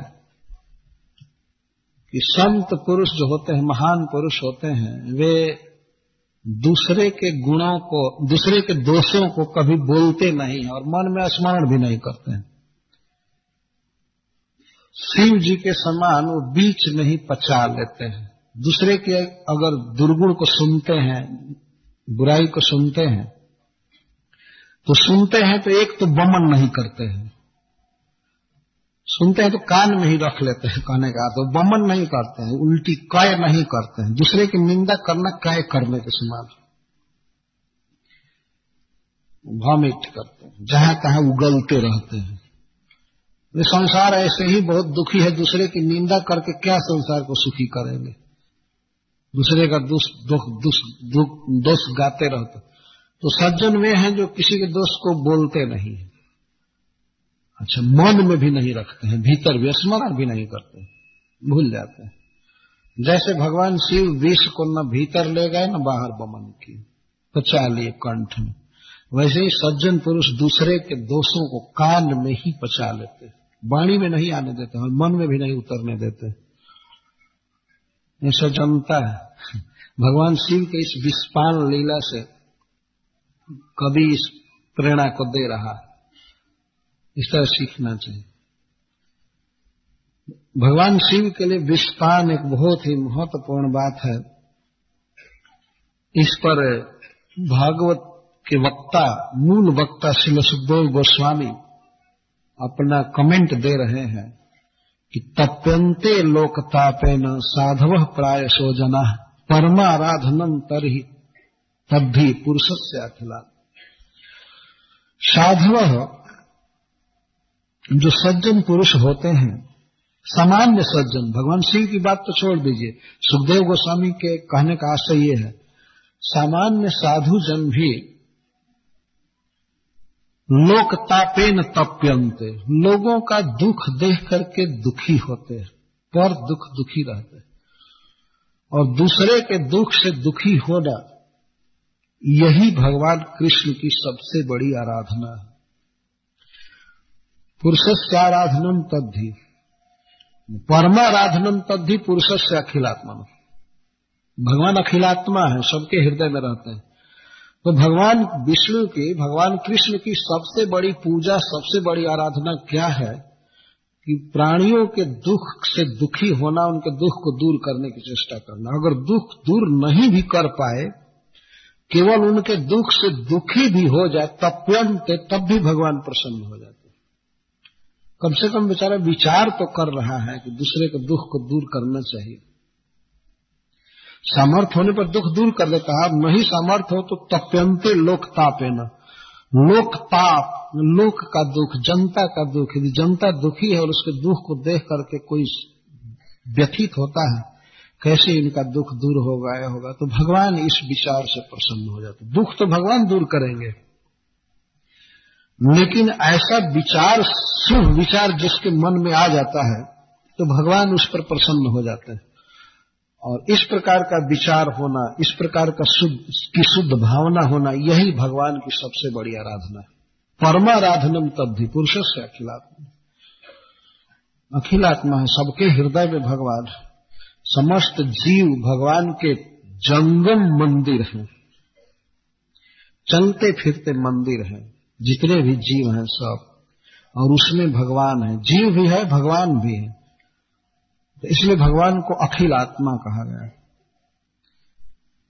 सुखदेव गोस्वामी महाराज परीक्षित की सभा में भगवान शिव के विषपान पर अपना मंतव्य दे रहे हैं कि बहुत अच्छा है। प्रायशः शब्द क्यों दे रहे हैं कि साधु जन प्रायः दूसरों के दुख से दुखी रहते हैं। प्रायशः इसलिए कहते हैं कि भगवान शिव भी कभी कभी दुखी नहीं होते हैं दूसरे के दुख से। कब? प्रलय काल में। जब प्रलय काल में सारा विश्व तप्त होता है तो भगवान शिव उस समय नहीं पिघलते हैं, बल्कि और सहयोग देते हैं जलाने में। लेकिन और समय में प्रायशः दुखी रहते हैं। उस समय तो भगवान का आदेश होता है प्रलय करने का, इसलिए प्रलय करते हैं। अतः प्रायः शब्द का प्रयोग किया गया। प्रायः दुखी रहते हैं, कभी कभी कठोर हो जाते हैं, लेकिन प्रायः दुखी होते हैं दूसरे के दुख से। यही भगवान की आराधना है। भगवान शिव के इस कर्म को देखकर निशम्य कर्म तत्संभव देव देवस्य मीडुष, महादानी देवताओं के भी देवता भगवान शिव के इस कर्म को देखकर, वहां जितने भी देवता आदि जुटे थे, सब भूरी भूरी प्रशंसा किए। जय हो भगवान शिव की, जय हो महाकृपालु की, जय हो चंद्रशेखर की, जय हो। इस तरह से लोग जय जयकार कर रहे थे, बहुत प्रशंसा कर रहे थे। और माता पार्वती ने प्रशंसा किया, दाक्षायणी दक्ष की पुत्री सती ने प्रशंसा किया, और ब्रह्मा जी तथा वैकुंठश्च भगवान अजित भूरी भूरी प्रशंसा की, धन्य है आप। भगवान यही जस देने के लिए तो विष पीने दिए इनको, तो सब लोग प्रशंसा किए। भगवान शिव की कीर्ति जुग जुग तक इस विश्व में अजर अमर रहेगी। रामचरितमानस में गोस्वामी तुलसीदास जी कहते हैं, जरत सकल सुर वृंद विषम गरल जहि पान किए, तही न भजसी मतिमंद को कृपालु शंकर सरिस। जब सारे देवता जीव जल रहे थे विष से, उस विष की ज्वाला से जिन्होंने कृपा करके रक्षा किया, ऐसे शिव जी से बढ़ करके कौन दयालु है, क्यों नहीं भजन कर रहे हो उनका। तो ये जुग जुग तक कथा गाई जाएगी कि भगवान ने विश्व के हित के लिए विष पिया था। तो विष के प्रभाव को थोड़ा दिखाने के लिए एक लीला हुई। भगवान शिव पी रहे थे तो जानबूझ करके एक दो बूंद गिरा दिए नीचे, तो उसी विष की बूंदों को कुछ विष लताएं पी ली, और कुत्ते, सियार, कुछ मच्छर, ऐसे कुछ विषैले जीव जंतु उसको पी लिए, उनका विष बढ़ गया। वो नहीं मरे, देवता मर रहे थे उस विष से, लेकिन वो लोग नहीं मरे। ये भगवान की लीला देखिए, उनका बल्कि बल बढ़ गया विषैले जीवों का। तो हलाहल विष ही मच्छर में, कुत्ता में, सियार में और सब में आ रहा है परंपरा से थोड़ा सा। इसको भगवान शिव ने पिया। तो जैसा मैं कहा कि जुग जुग तक भगवान के इस करुणा की कथा